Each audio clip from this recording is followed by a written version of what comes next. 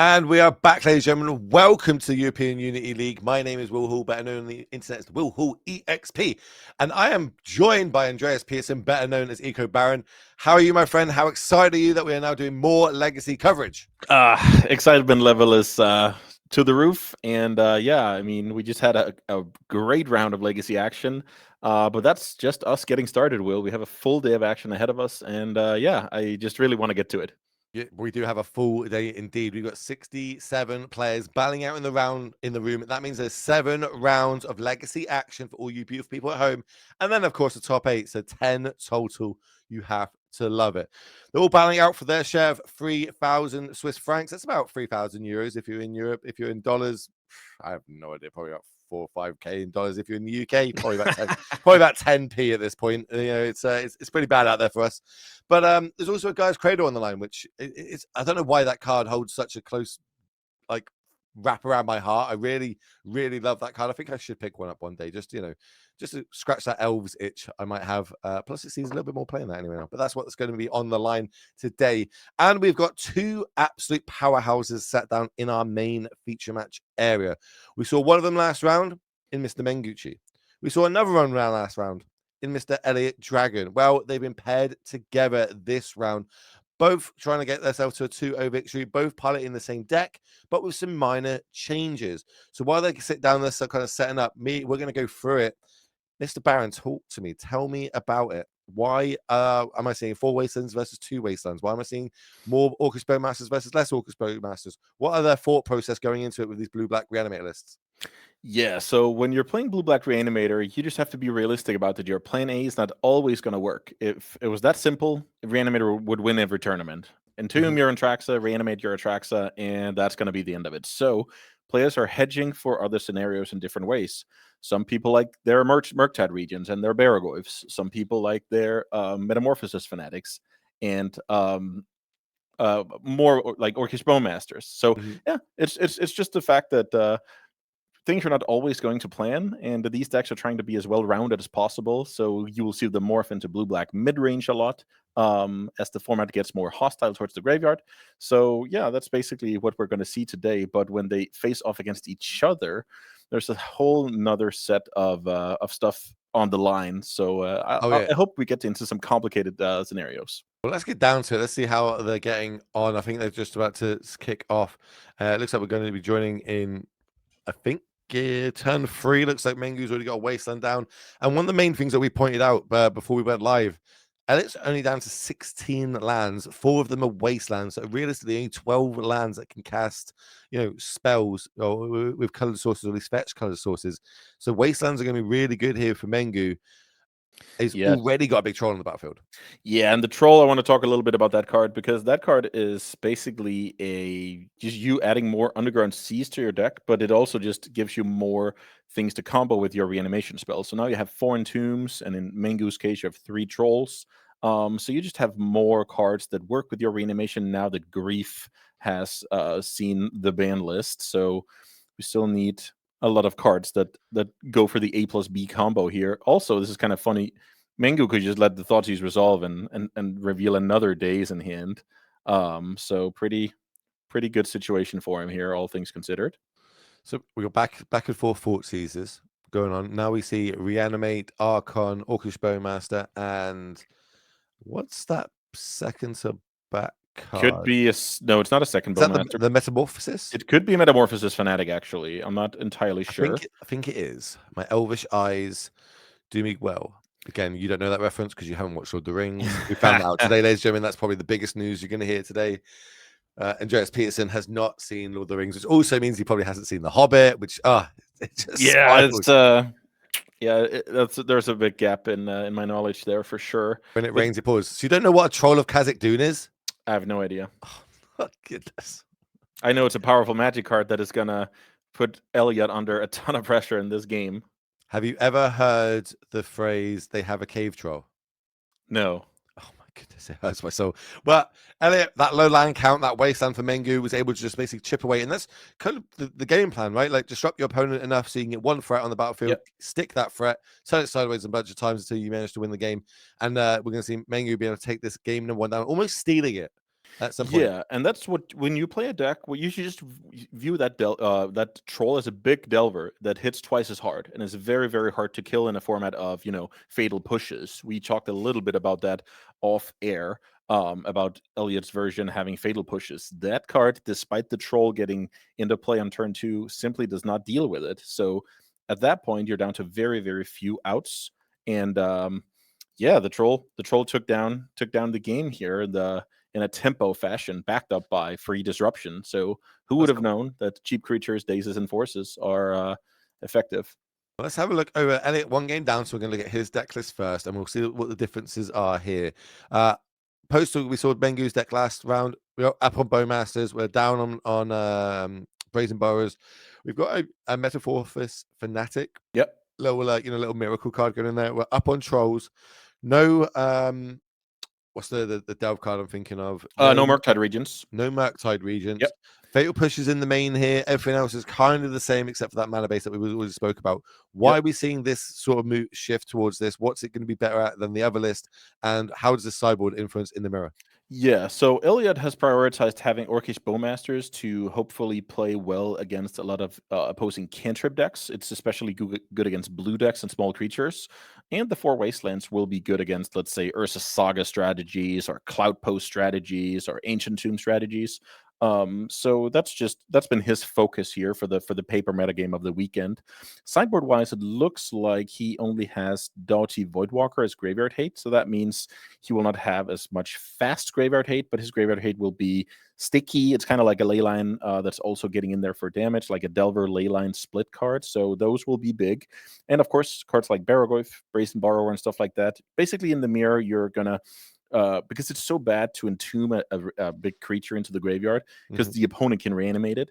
You basically don't want to be the person to cast that entomb. So I expect a heavy trim on that combo, and that the deck will play out more mid-range post sideboard.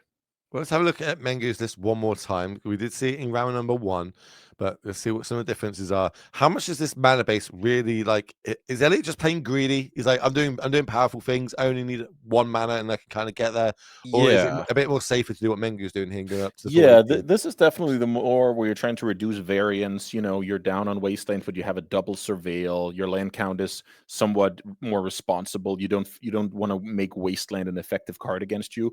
So again, this is just the personal preferences in deck building. This version is focusing a lot more on the plan B because of the Murktides. And then on the sideboard, as you see, there's a heavy respect for the mirror match and Fairy Macabre being one of the best graveyard hate cards at the moment, uncounterable. And so this version can shut down the opponent's reanimation avenue a bit more effectively. And it also has the Void Walkers to get in there. So yeah, this is going to be very, very, very, very close. I expect it to be blue-black mid-range mirror match post sideboard. Okay, well, let's get it down to the match to see how they're getting on, shuffling up, and maybe we've got time to talk about this the series we've got going on. Yeah, we do. They've got a little bit of shuffling happening. So maybe you're just tuning in for the first time. Maybe you missed yesterday. Where were you? We had a lot of modern action yesterday, where we eventually crowned a winner. Going to pronounce the name wrong again. Louis Dumez was able Yeah. to take it down on the powerful Eldrazi ramp deck. Was able to take down yesterday's tournament. Today, well, we're still going to TBC. It could be one of these 2 players that we're seeing right now on the Demir Reanimator list, or it could just be something else that's going to be a bit of a spicy later on. You're going to have to stick around to find out because we've got 7 rounds of that today for you. And then the top 8, so 10 more rounds of Legacy action only on this channel. It's the only place you're going to see Legacy today, so hit that follow button. But maybe you want to take part in one of these events. Maybe you want to know what are they actually playing for. It's not just cash prize money. They're playing for invites. At the end of the year, there is going to be a European Magic Cup type event. Okay, this is going to be our big one. This is where we're going to invite the best players from around Europe to play in it, representing their country. Now, how do we work out who's the best players in what countries? Well, there's a point system. If you think of the old Planeswalker points that we used to have in Magic, we're kind of bringing it back, but just for Europe. This is our one-off. So what you need to do is register things like your local FNM. We can take the points from that, get your TO just to click a couple of buttons, link it to the European Unity League. Same with we've got the Spotlight series coming up. We've got the big events around Europe. They're all linked into it. So the bigger the event, the bigger the multiplier. So if you are going to go play in the Spotlight, every win is going to have like 6 times points on it, opposed to just the 1 point you would get if you were playing at an FNM. doesn't matter that all the points do matter. It's that one FNM with W that you get, and you got those 4 points for winning it. That might be enough to take you over the edge, get you to the top 40 in your country, and gain that invite. And then, of course, turn up in your colors with your national dish of choice and tell everybody this is our favorite food, this is better than yours, and also we're better than Magic and you, and start battling out against everybody else. As we are off to the races, Eliott Dragon gonna go fetch up that underground sea, and we're gonna start off with a ponder. Yeah, pretty standard legacy opening here. I'm pretty interested to see Eliott's sideboard strategy in this matchup. If he's trying to take advantage of going first, it's basically a question of, do you think it's good to ask your opponent tough questions, or do you already want to kind of concede that those questions are probably going to get answered, so the game becomes more grindy? And we just see a hand of blue-black mid-range stuff here.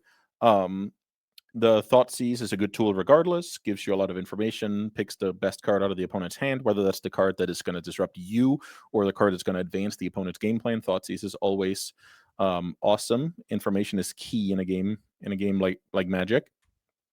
What Thoughtseize art do you use? I will prefer this one. The little pixie Lorwyn. Yeah. Yep. I think it's awesome. I remember I played with this card maybe for 10 years without ever looking at the art, but now I actually looked at the art, and it's really, really awesome with the fairy and the ear. And I just, like what it does. It's ceasing the thoughts, right? So I own 8 Thoughtseizes, humble brag.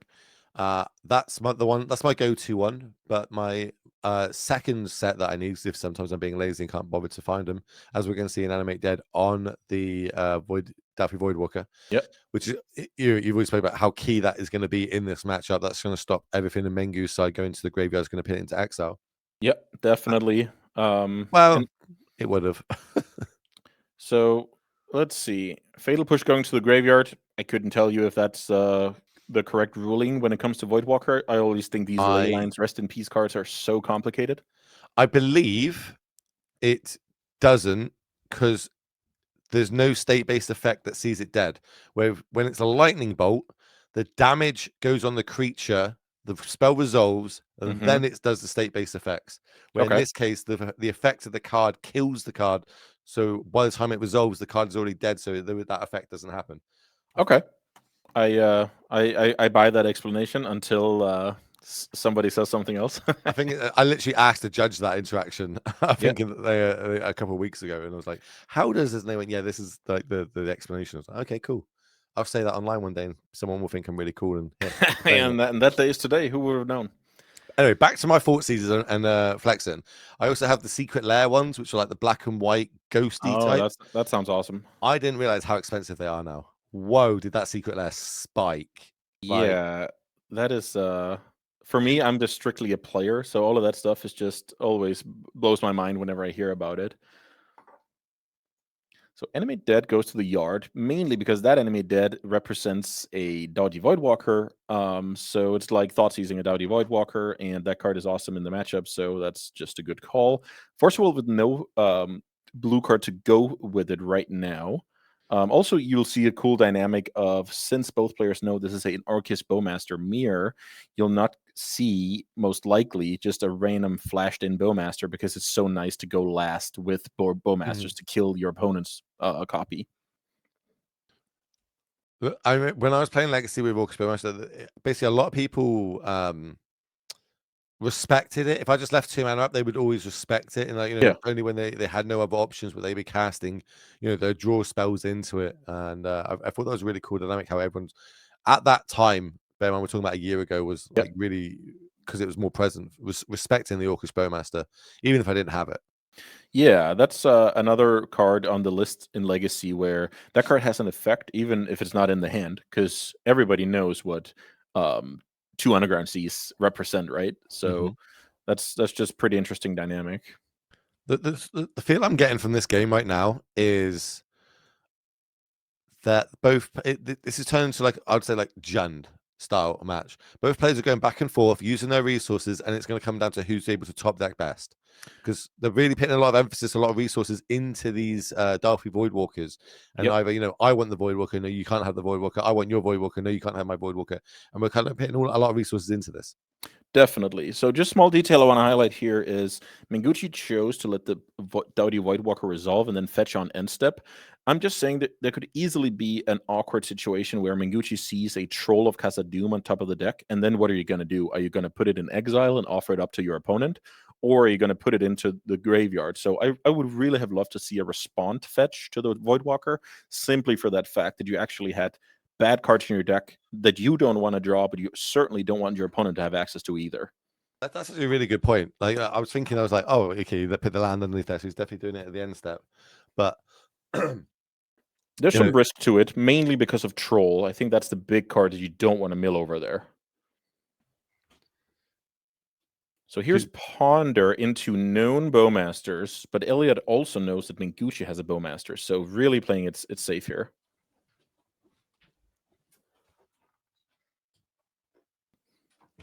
Getting there with the Voidwalker. Mm-hmm. Doing its best.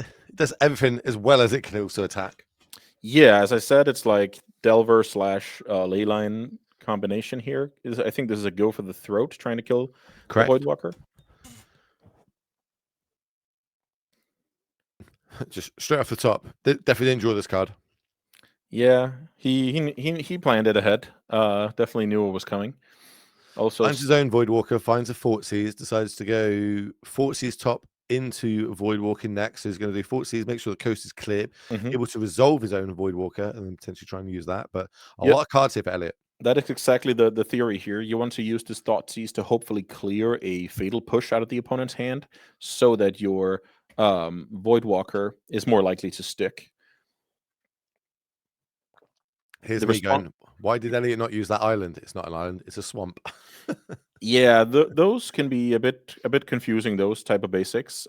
We should navigate for the logo there in the small square rather than what color we think the artwork is. That's just deceptive from everything I know about Magic. Yeah. But it is what it is. So this is basically Eliott going to hide the two cards, the two best cards in his hand that he wants to keep. Pits them on top of his deck, says Thoughtseize is kind of redundant. This is a nice trick that you it's been around since the dawn of time, right? In Legacy, this isn't something new, but to like newer people watching, maybe people watched yesterday and like watch a lot of Modern, just dipping their toes in, see how this kind of plays out. This is one of the tricks that you can utilize with Brainstorm. Yeah, definitely. Hide your best card on top of the deck is something that has happened for decades in Legacy.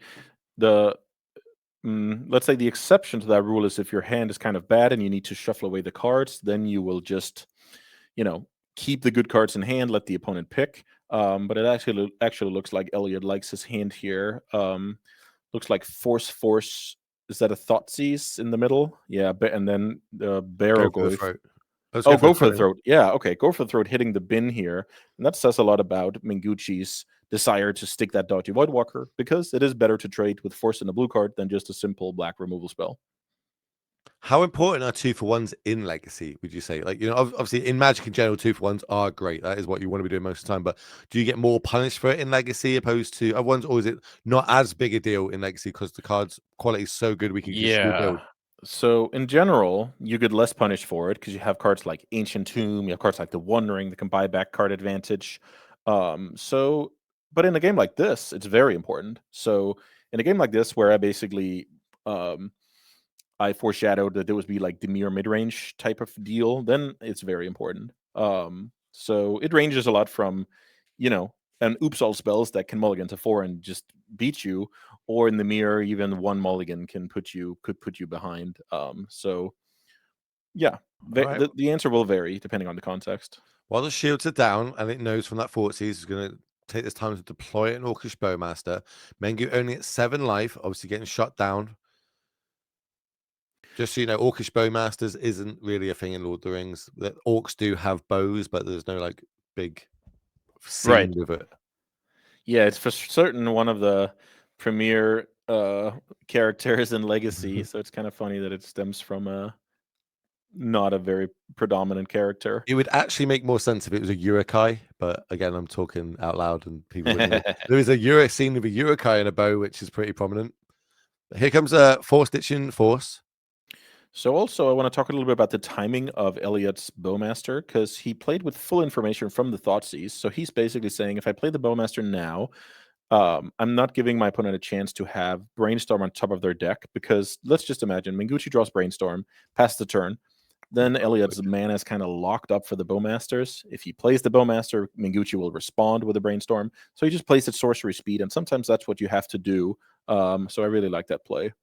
Burrow-Grove's going to come down for Eliott. On the other side, Mengu's forced to play this very macabre. That's going to Yep. be a little chump blocker at this point.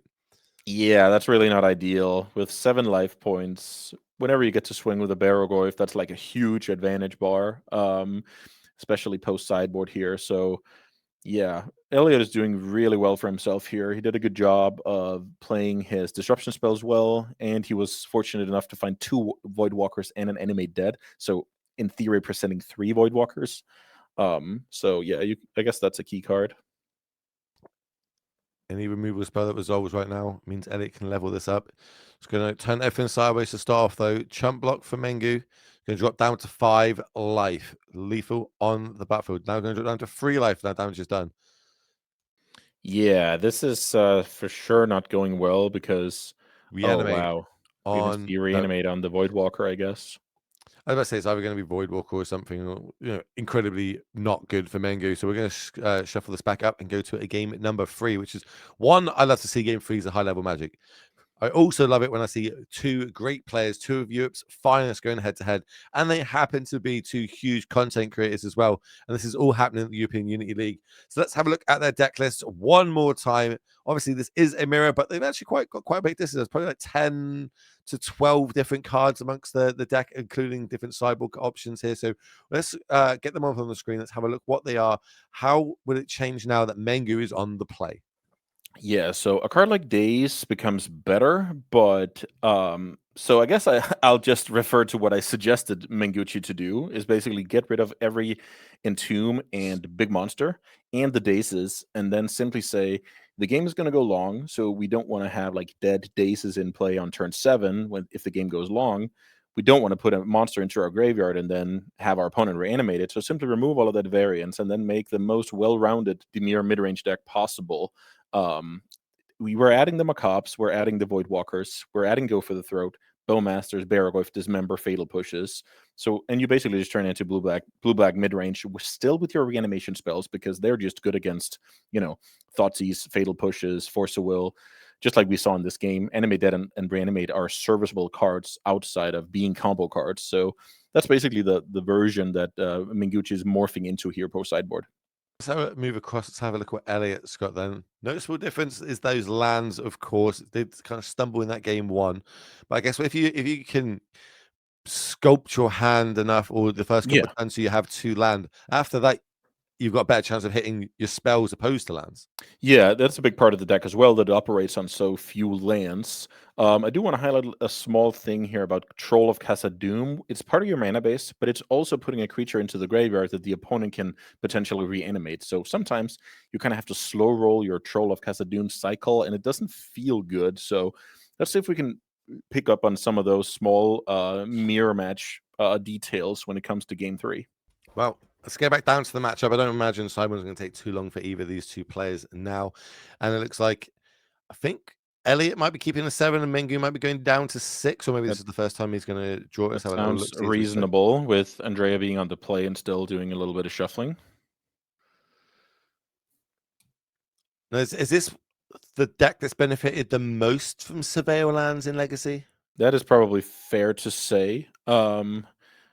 That is, yeah, I think that's a solid call. I do think also a lot of 3-color decks like them a lot, like some Band Naru mid-range decks really like them. Decks like Jeskai Dreadnought or control decks as well. So they just really, they just do a whole lot with fetch lands. That I guess that's just the lesson here. So there's a Wasteland taking out that Suez over on Mengu's side. And that's just another aspect of the game that we haven't really seen yet, is how key Wastelands could be in these first early turns. If you think, I'll keep this 1 land, I've got a Brainstorm, I'll be fine. And then you don't find anything, and you get Wasteland, and then your Brainstorm locked, and it's, it just, when it rains, it really does pour.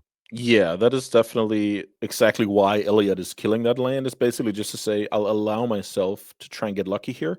And if I'm not lucky, we just move along with the game. Wasteland is not particularly good in the matchup, but it's a free way to basically check if you if you can win the game without much resistance. Would you cut any wastelands in the mirror if you're playing a full 4 like Eliott? Like, is it even good in this? Do we need to mix it up a bit? Would you cut down to 2, so to speak, or is it that important? Yeah, I mean, it depends on my sideboard plan. If my sideboard has enough cards and I prioritize doing that, that would be optimal. But then again, in the post sideboard games, you can also use it to cast more cards. You sometimes get more Bowmasters, more Barragoyfs, like just more colorless mana symbols on your cards. So it's not the end of the world. Also, I sometimes slow roll them a lot so I can brainstorm them back later in the game. And yeah, it's Wasteland is not perfect here, but it has its uses. Like, has a fort sees. We're going to see another wasteland that see reanimate a couple counter spells in Days and Force of Will, and then 2 Brazen Borrowers. What's the take here? Yeah, it's very, very tough. I'm just going to say that Mengucci now has a lot of information about what's going on, so he can sculpt his plan here. Most likely not going to be the Force of Will, mainly because he needs the game to go long, and that's a way to like buy back the fact that he already took a mulligan. So I could see anything from the Days to the Enemy Dead here. So we're going to take the Days, then we're going to use the wasteland. Mm-hmm. Keep the resources down on both players here. So interesting little detail here. Mengucci could have chosen the opposite order here to Wasteland first and then cast Thoughtseize so he couldn't get dazed. But he actually valued the information from the Thoughtseize to determine whether or not he was gonna Wasteland. So both orders have each of their purposes as he misses the land drop here. So the tables have kind of turned when it comes to the fragile mana base situation. Legacy is wild. It's just wild. One nice thing as well that I'm going to pick up on here is we see Eliott got his cards upside down in his hand. That's so he knows which cards Mengu knows is in his hand from the Thoughtseize before. Yeah. Like slight little like details like this of how players play. I really do like how it works. Yeah, great highlight. I actually didn't notice that, but I remember when I played a lot of Paper Magic back when Gitaction Probe was a 4 of a modern. That was a proper way to do it because it's pretty hard to keep track of what does my opponent know. But it is very valuable whether a card is known or unknown. There goes the Brazen Borrower. Getting rid of that one. Going to write down the rest of the hand. Of course, not very good when you don't have any land. Mengu does have that Force plus blue spell. Yeah. I'm not, you don't need an island or something like that. Like, it's been a while. Let me read it. No, it's not that one. What am I thinking of? Submerge. Yeah, that card sees very, very niche play. It's usually when green is a good color and Marital Age sees play out of some land strategies, then a copy of Submerge will see the light of day in like something like Delver sideboards. But for now, green is actually not exactly the best color in Legacy, so no Submerges this tournament, I would imagine. I just know it from Infect. I've seen Tom Ross use that to great advantage. Oh yeah. Let's see if we can see Eliott Dragon now using this Brainstorm to create advantage. Yeah, the whole point is now who finds the next land of this game. Eliott is smelling blood here. He knows that if he finds the second land, he can really just put Mengucci in the hole. But for now, Mengucci. Oh, this is a Brainstorm lock. Not good. Pass. Not even a troll to shuffle. So double brick on. Yeah, now discards. Now discard over on Mengu's side. But we've got a reanimate. Actually, reanimate in hand for Eliott Dragon, which might have a little force battle over it. Yeah, because now we can reanimate a Barragoy if we need to fight over it, and yeah, Force of Will your force, and then that's gonna be very problematic. Force ditching blue card, which is the one we knew about. It's in the form of Murktide Region. Force back over on Eliott's side, ditching the Brazen Borrower. And looking at Mengu's hand, it's going to resolve. It's going to ETB. First threat on the battlefield is going to be Eliott. I think there's even a fatal push in Mengu's hand, so he can't even draw a fetch land to break out of this situation. Let's see how hard the Barragoyf hits here. Probably 4 or 5, if I were to guess. From Mengu down to 12. Yeah, milling 4. If there's a creature, you get it. No creature, so at least no disaster for Mengucci. A card like Troll of Khazad-dûm would represent another mana source that would be quite disastrous. Brainstorm again. Now we've kind of filled a load of cards into our graveyard. One of them was the basic swamp, remember? Hits those two on top. Do we have that land drop? We do hit that land drop, and it's a fetch. That's the handshake from Mengu. Yep. Realizes I want to come back from this. Takes the L. We're going to see Eliott Dragon advance to a 2-0 record. Mengu's going to drop back down to a 1-1, but that's not all doom and gloom. I believe he was X1 yesterday going into the last couple of rounds and just literally missed out on that top 8 slot, along with obviously Marco Pires floating around in the room. We've got Tom Sodaks floating around in the room as well. Loads of like big players, which will all come out to try and battle out this weekend in these events. Because they want to get to that end of the year tournament. They want to play on the biggest stage. They want to win all that money. They want to call themselves the European champion. But then who wouldn't? I would if I could, but I can't. For sure. So, Yeah, I would love to have that on my resume as well.